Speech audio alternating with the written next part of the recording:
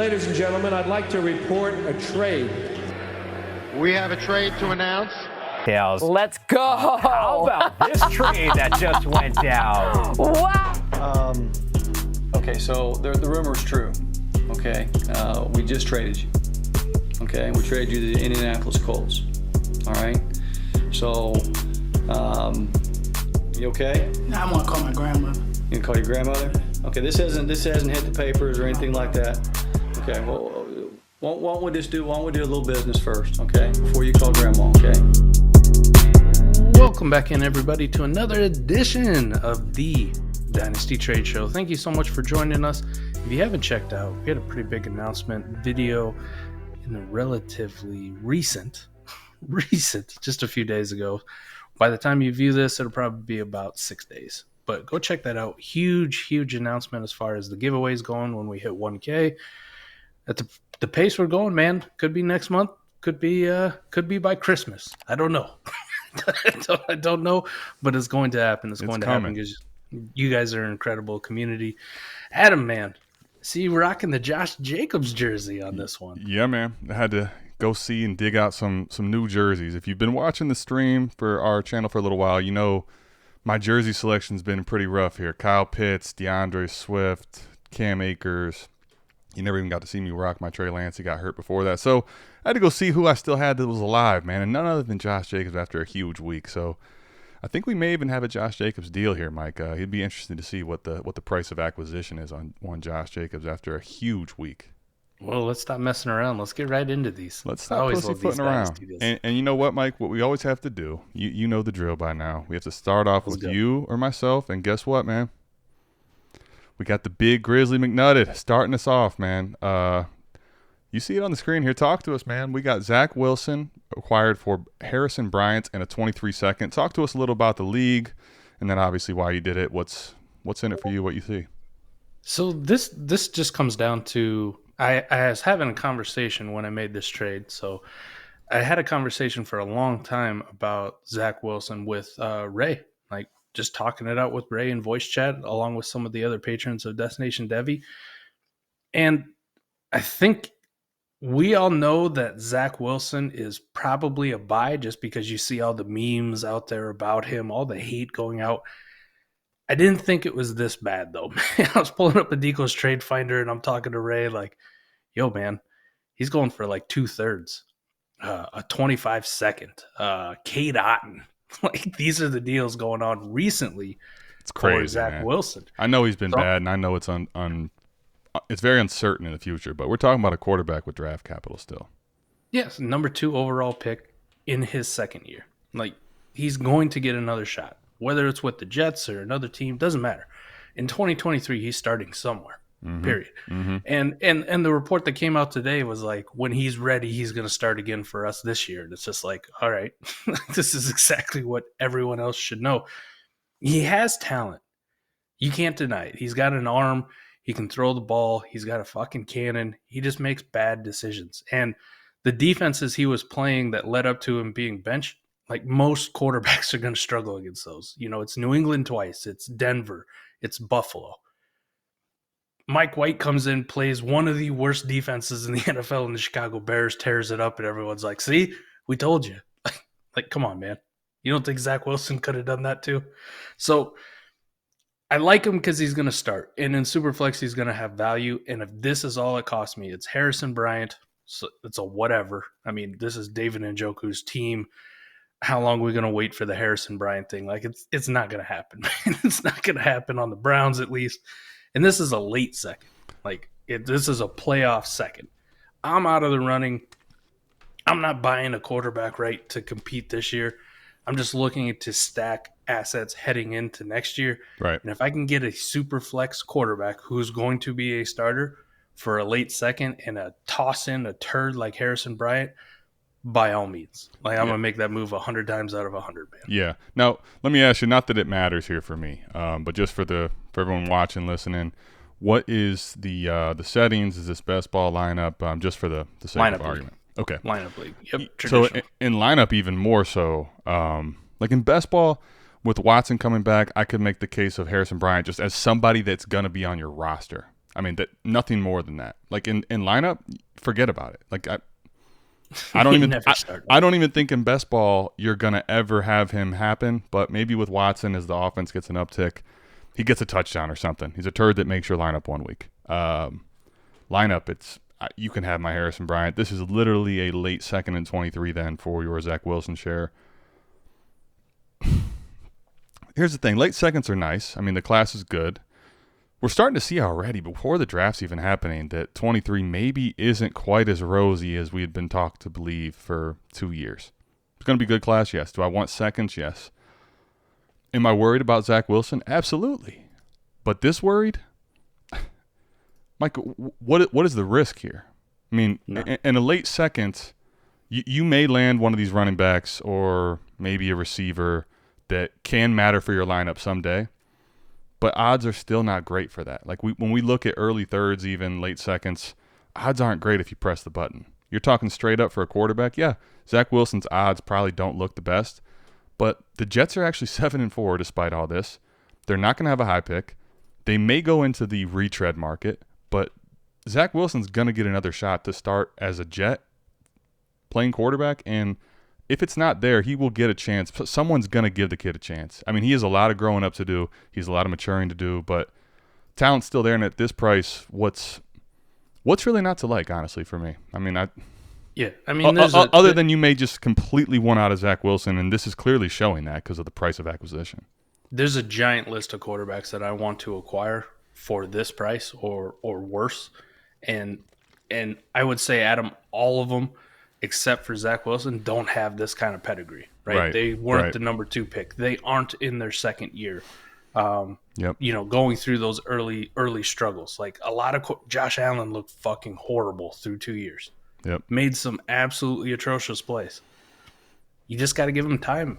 And I'm willing to bet on it for this price. Like I'm going to go out and try to acquire Geno Smith and Jimmy G and Ryan Tannehill and Jared Goff and Marcus Mariota and Jameis Winston, all for this price or less. Yeah.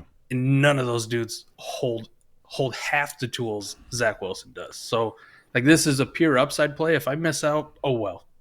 Like, what would be interesting, too, is we're going to get to another deal, but what would be very interesting for me, I know I pulled these. I looked briefly. I try not to look at the trade channel much until the day of the trades. I like to do it on the spot and kind of have that, like, oh, this is fucking sweet. It's like an unwrapping a present, man. Yeah, man. You know, we got Christmas coming up. You guys got giveaways coming up. We want to have that feel like it's just happened today. But I would love to see, like, what Mike White went for. Like, when we're talking about this, when you're thinking about it for your leagues, right? Like, off of a great week, what's it cost to get Mike White? What does it cost to get some of these turd quarterbacks? Now, think of if it cost you a third, let's say, to get Mike White.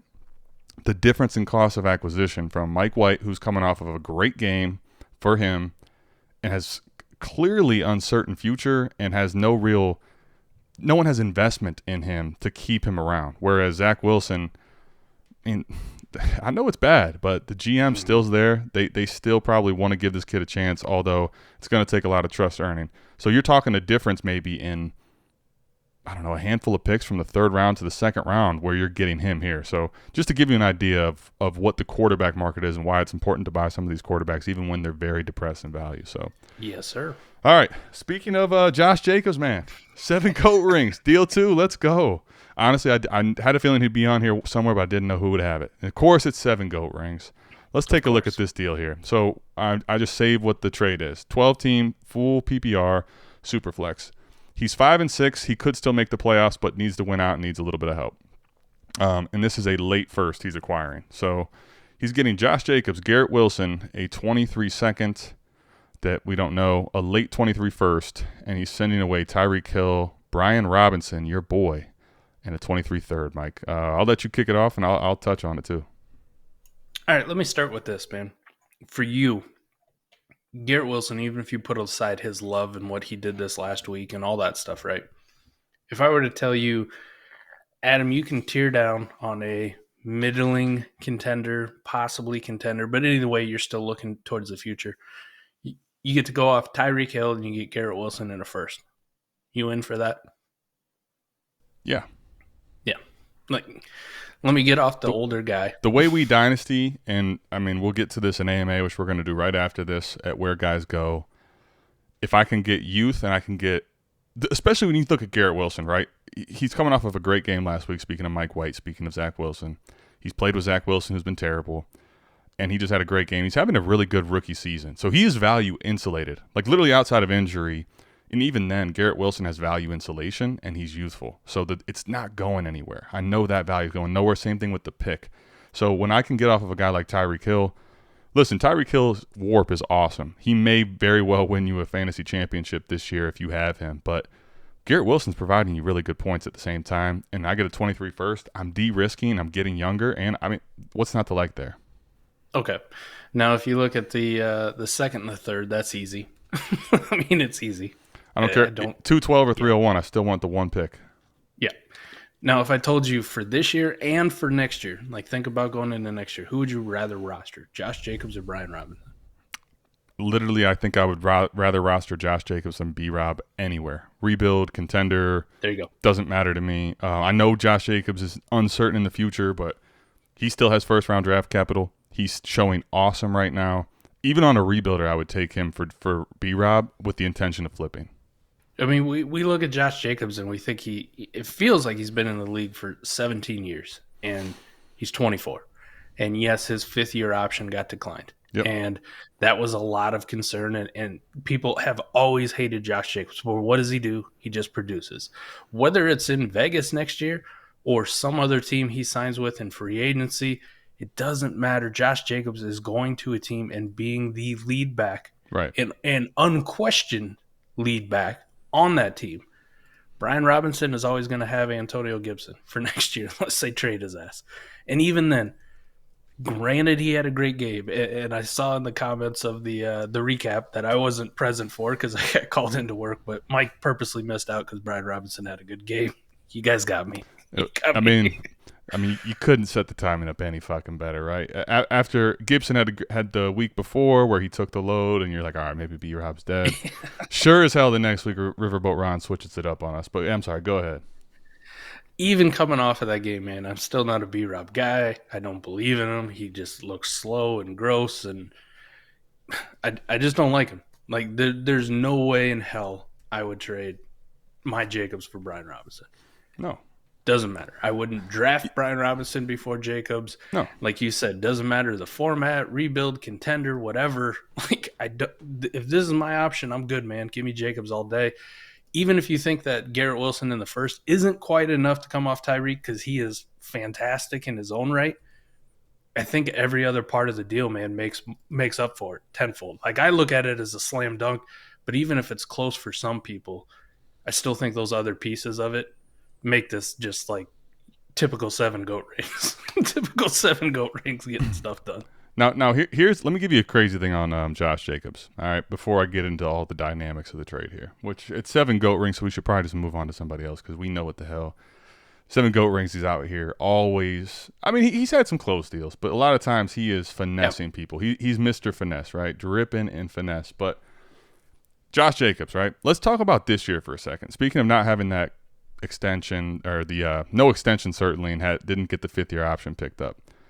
Jacobs without a contract next year was really, I think, kind of surprised because if you think about it, right, he was a first-round draft pick, had a great rookie season relative to the rest of his class and for rookie standards.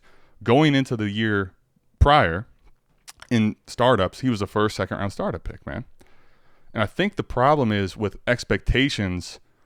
With lofty expectations for a guy like Jacobs became a lot of disappointment, right? For the next couple of years, you've been burned from where you've invested in Jacobs. Even if you weren't someone that took him first, second round, go back to 2021, he's fallen in stock from where you drafted him then. So I think it's kind of tarnished his name as far as the way he's viewed in Dynasty.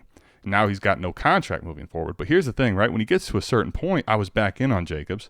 Part of the reason I had to dust this off. Mike, he was costing a 7th-round startup pick, 8th-round startup pick a lot of times. Yeah. He's honestly, all year, I think, before this game, this blow-up game, he's one of these players where a lot of guys fit this mold, where you'll buy for a second, but you won't buy for a first. And if you have him, you're not going to let anyone buy for a second, and you can't find anyone to sell for a first, right? That's kind of the range Jacobs has been in.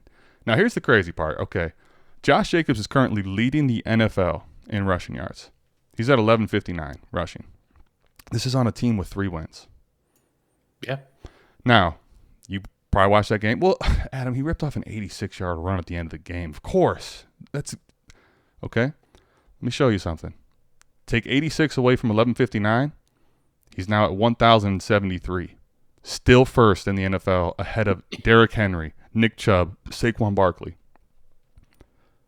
He's a value.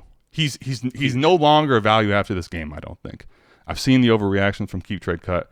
I don't want to get in too much of a tangent here on Josh Jacobs, but the point is the difference in B-Rob and Jacobs is massive. The only thing that B-Rob has, literally one thing, is age. That's the only thing he has on Josh Jacobs. Because he's like 92. Listen, I know, but it's he hasn't aged by a hair, all right? But it's like, outside of that, what? It's silly. And then you give me Jacobs for B-Rob, easy win. You give me Garrett Wilson in a late first for Tyreek Hill. I'm probably in. I can understand if you're on a contender, you'd rather just ride out Tyreek Hill and get the win. That's fine. He's already said he needs help to make the playoffs this year. Perfect move here. And I would rather have Jacobs to flip anyway. The second and the third we already talked about, but I don't really care how you cut this. Like it's a pie, it's a pizza, whatever it is. However you cut this, I want 7 goat ring side. It's not that close for me.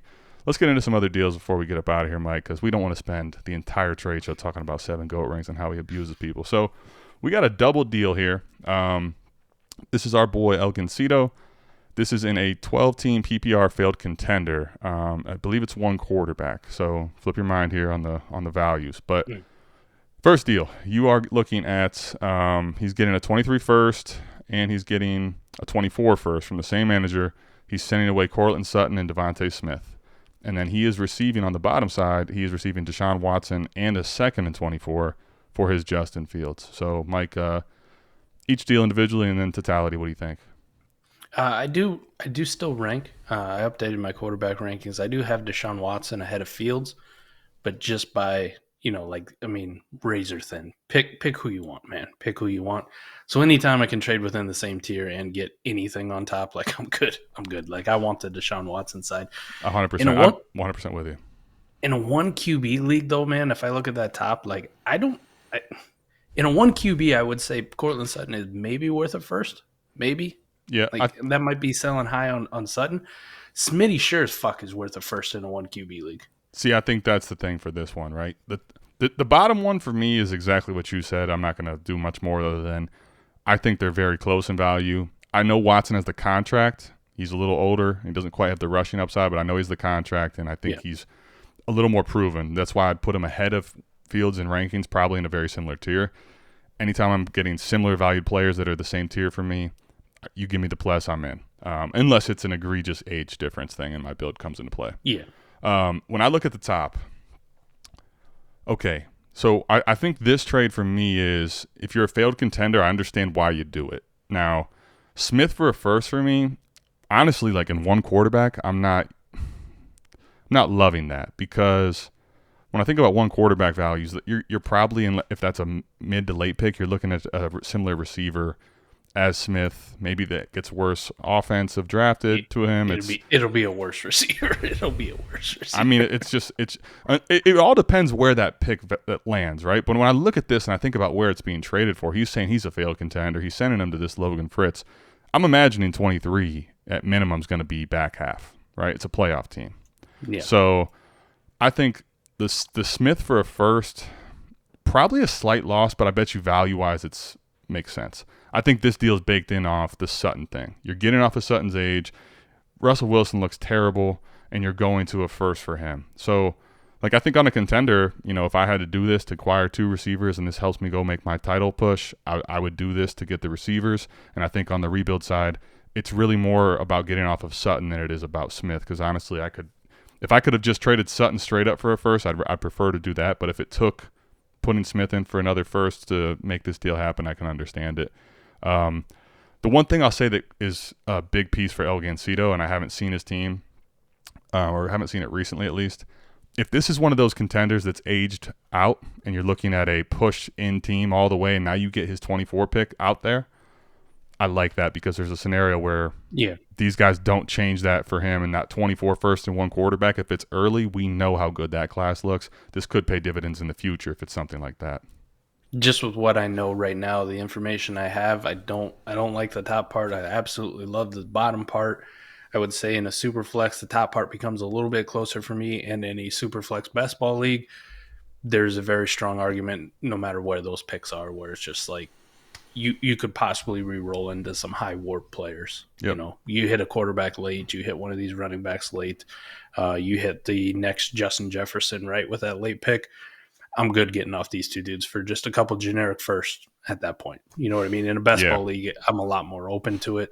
Yeah. Lineup league, one quarterback, that's what my hesitation comes into, where I'm like, just doesn't feel like enough to me. Yeah, I mean, I think this one here is close. I think I understand why you do it, but I do think that when you think about dynamics, obviously the league that you're in, you know better than us, Jay, but if this is one of those leagues where it's tough to get the pick leverage and you're able to do this and this is what it costs, I would do it. But and when I look at this, the one thing I do think is, man, Smith and Sutton can help you win. Sutton probably not as much with Russ the way he's playing, 142 yards last week, woof.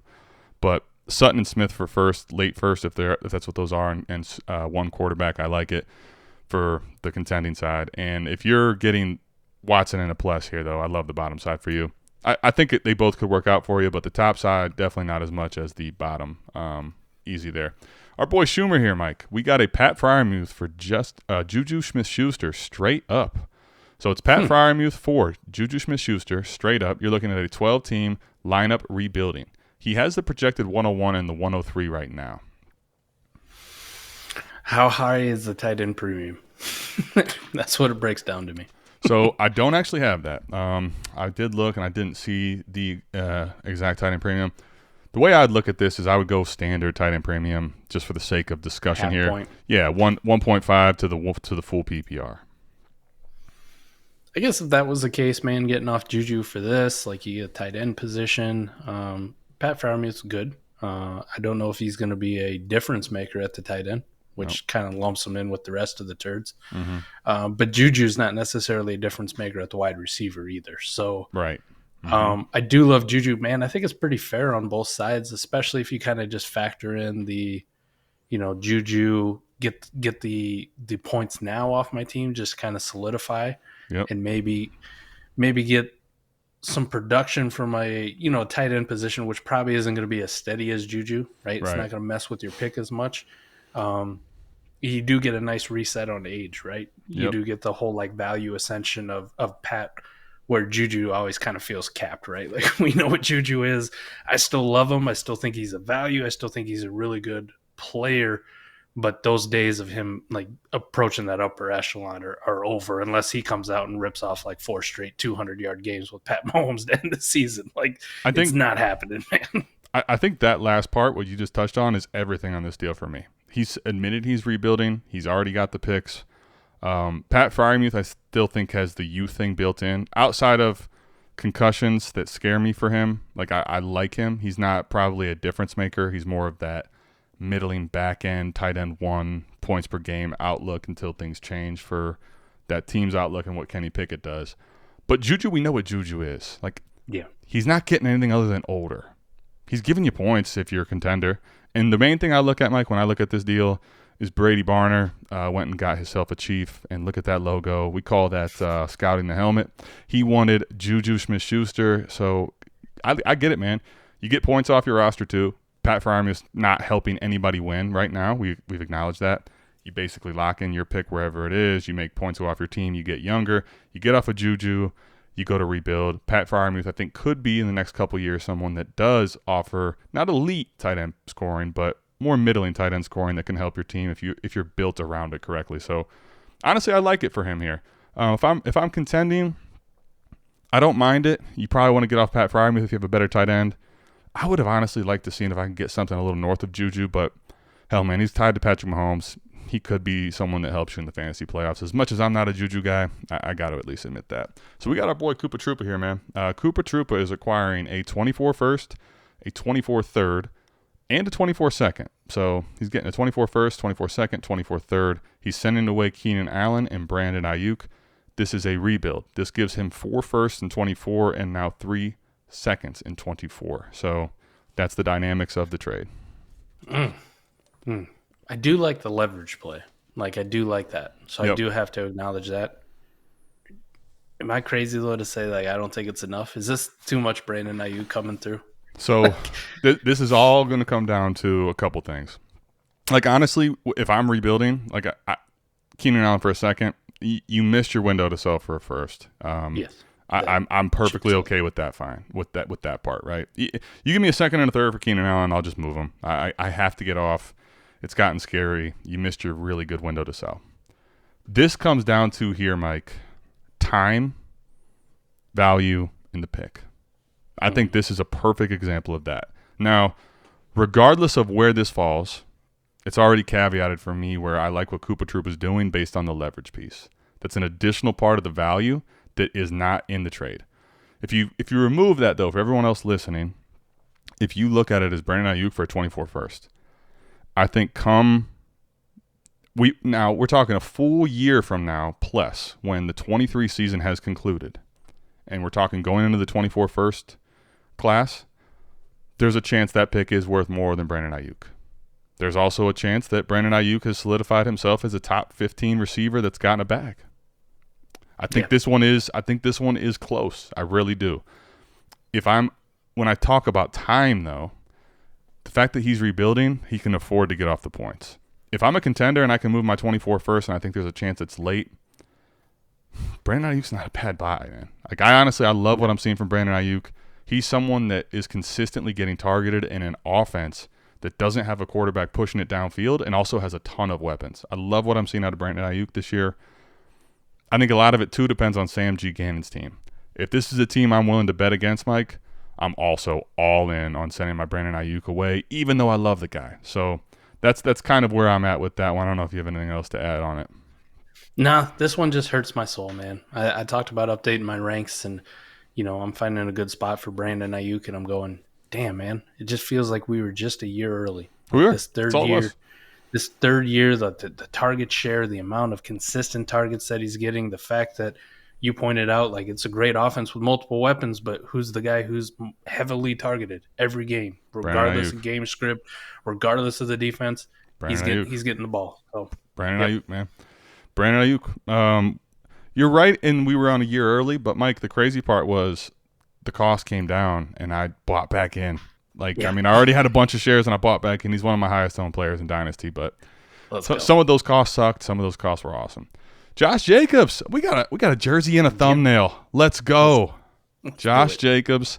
Ooh, Mike, this one's tough. I want to know what Mike has to say here because, all right, so here's what we got. Playoff push, hoping the second is late. So he's in the playoffs. It's obviously going to come down to where his pick is based on how he finishes in the playoffs. So right now you're talking about a 107 or later, let's assume. Probably a chance at a late, like a 110, or I'm sorry, a 207 or a 210, right? Plus your boy Gibby for Joshua Jacobs going to our boy Drew Smitty. Mike, what say you? Gibson's been surprisingly consistent with all the hate and the B-Rob stuff this past week aside. I do still love him, and I think he's undervalued. But let's be honest, Adam, when we did our Spike Weeks episode on the 4D, when we were going over that, there's a reason Josh Jacobs is at the top. And there's also a big reason that Josh Jacobs is at the top because he has the ability to have blow-up games in Spike Weeks, which I really don't think Antonio Gibson does as long as Brian Robinson is in the house, man. He's just not going to get those massive, like, top 5 running back finish weeks. Now, he'll be a RB1, and he has been quite a few times in quite a few weeks, but if I'm making a playoff push, man, as much as I love Gibson, like, this hurts my soul to say, but if I got to just attach my second to go get a top 5 potential running back on any given week who could blow up like we just saw Josh Jacobs do, I think you got to do it, man. And I think when you go back to your first trade, right, we kind of alluded to, especially a late second, it's one of those pieces I'm willing to give up to get a guy I need. And, Mike, let me say this too. Last piece is, with Gibson, it's interesting. Like, he's a guy I still have shares of. I'm unlikely to move him based on what the market's doing. Now, if I can add a late second to go get Jacobs, forgo the format. Best ball lineup, start 50, start 5, start 100, start 10. Doesn't matter. I'm doing this trade every day of the week because here's the thing. I think when you look at the two of them, quickly to summarize this deal, Jacobs right now doesn't have the future certainty. Like, that's what's basically going to keep his price from getting to elite territory. It's not really the age. It's this future uncertainty, and he's into year 4, you know? Gibson, right, into year 3 with B-Rob there, he also doesn't have any future uncertainty, and the thing is, there's no value bump coming. Like, Gibson does offer this points per game because of where his value is, but you're not going to get a big bump in value from Gibson. Knowing that, you're basically, for me, playing who's better in warp, and it's easily Jacobs here. So if I'm contending, give me Jacobs. I don't even hate Gibson. I like Gibson still, but just for this price, I'm in on Jacobs because he can win me a title. It's something to keep in mind, and I'll say the name, but I've done this with 2 running backs now. And if I told you, Adam, isn't it crazy? You kind of have the Miles Sanders career arc with Antonio Gibson. It's like repeat. Yep. Not necessarily with the B-Rob thing, but just that crazy high value. Oh my God, we see the potential, rises to extreme levels, and then just slowly kind of falls. And he's almost getting to that territory like Miles Sanders where you're just disrespected and you become a value every single year. Same thing. Miles Sanders and the guy he just got traded for in that deal, Josh Jacobs, same deal, right? All of them. Same thing. Quickly here, we got 2 trades I think to get to. We got our boy Go H Devil, 12-team Superflex, best ball, 6 point per passing touchdown. You're starting 12. Wow, 201 is a nice piece, but it's Watson on their side, Mike. So we got Dak Prescott in the 201 for Deshaun Watson in a late 3rd. Trying to do my ranks, man, talking about it. And I just feel like with the quarterback position, like I have to see something from Watson to adjust it or to put him into a tier above. Now, he's at the head of this tier, and Dak is at the back. So it's still within my tier range, where if you're going to give me a piece like the 201 for a late 3rd, like I want to see it Deshaun Watson, but like I'm good with Dak. Like I'm good. I'll take the 201 and just be happy. Man, this is tough because if you take the red away, Mike, and this is a mid to late 2nd, and that's a regular 3rd, yes, I want Watson. I get you. Start 12, 201, that's essentially a 1st in value. I got to take Dak. And I love Watson, and I'm really excited to watch him play. I think what I've seen from Jacoby Brissett on this team, with the playmakers they have, at least for a couple seasons, I really want fucking Deshaun Watson. But if it's the 201, that's the difference. Browns love all my other shit aside, man. Watson, just like we packed you here, I'm going to help you pack your bags because you're going to 49er flow, and we are taking Dak in the 201. Last trade, man, we got another new person on the trade show. Dial Saucy Fellow, almost a brand new patron member. I think it was yesterday joined up. Let's go. Came in here to drop the trade. He must have known. He's like, you know what, man, let me get in here. They got the trade show going tonight. Javonte Williams and a 24 first for Brandon Aiyuk and a 23 second. Man, we got a lot of Brandon Aiyuk, a lot of Josh Jacobs. Interesting deal here, Mike. Let me say I don't have settings, so we can talk about it quickly from best ball and lineup in different settings, but this is the last trade of the day. Man, I love Brandon Aiyuk. I just spoke glowingly about him, but I've been on this Javonte Williams thing for a while, and I'm not changing now. Like, nothing's changed in his situation where what you buy him for today is not the price he's going to be worth in June or July, period. Like, right. It is going up. It is going to go up. Factual. I would say this, man. Depending on what Brandon Aiyuk does for the rest of the year, if he kind of continues this, I don't think it's crazy to say that he'll be worth more than what Javonte will, even with Javonte getting a bump. Sure. But that 24 first over that 23 second, like, the possibilities are endless. Well, endless, man. And for me, I'm looking at it going like, yeah, I'll buy Javonte now. Let me pocket this first. You can go ahead and have the second. And then I'm going to get off of Javonte at a different time. And this deal could end up looking like Brandon Aiyuk in the second for 2 firsts and a second. You know what I mean? That's exactly how I looked at it too, Mike. Because when we talked about the other deal previously, right, and to keep your mindsets kind of similarly tied to that other deal, 24 first and Brandon Aiyuk, we already had a deal that talked mainly about those being the pieces. I was looking at it from that angle, Mike, where it's Aiyuk in the 24 first. You could lean Brandon Aiyuk if you're not the biggest believer in him. You wanted to lean that 24 first, although you're going a lot of time. You're foregoing a lot of time, but man, like I could see where that is close. If you're telling me right now, I can guarantee you, even with the class being good, unless that pick is like 201-ish, Javonte Williams with a value bump over the 23-second for flippability. Now, if you think that you can't move Javonte in your league or something like that and you want to just take the safe second, I get you. But I think there's a value bump coming for Javonte. I'll probably keep some shares, and I know I'm going to move some shares. And if you're getting the first for Aiyuk, I see it as a win. If that's a late second, like a home run slam dunk, yeah. So, oh boy, yeah, I think this is a good deal to end on. Hopefully, man. Go ahead. That doesn't even take into account that maybe he's trying to get points off his team to make his own pick better for this year. You know, 1,000%. Like, if he bumps up from the 103 to the 102, like that's another win on that deal. So 1,000%. I love it, man. I love it too. I think that was a good series of trades, man. And Thou Saucy Fellow came in here and gave us a nice one. It's a complex deal, 2 pieces, nothing, super egregious. Didn't come in here 7 goat ringing it and embarrassing anybody. A nice, reasonable deal. If you want your deals featured on this trade show, if you found this valuable, first, please go down and hit the subscribe button, like, comment, let us know your feedback. If you do want your deals featured on this trade show next week or the following week, patreon.com/South Harmon. $1, just like Thou Saucy Fellow, get you in the door, get your trade featured on the show. Hope you enjoyed this stuff. Mike, you got anything before we bounce out of here, man? No, man. If you like our content, the best way to support us is to like and subscribe and comment away on the videos. And subscribing will get us closer to 1K, and getting us closer to 1K when we hit it gets you an opportunity to win some pretty cool prizes. So go check those videos out. That's all I got, man. I love doing this show. Love breaking down these deals with you, and the patrons keep us busy, man. They keep us busy. Imagine dunking on somebody, flexing on the trade show, and then winning the giveaway. Jump in, subscribe to the channel. We love you guys. We're out of this thing. Great round of deals. We'll be back here same time, same place next week. Peace.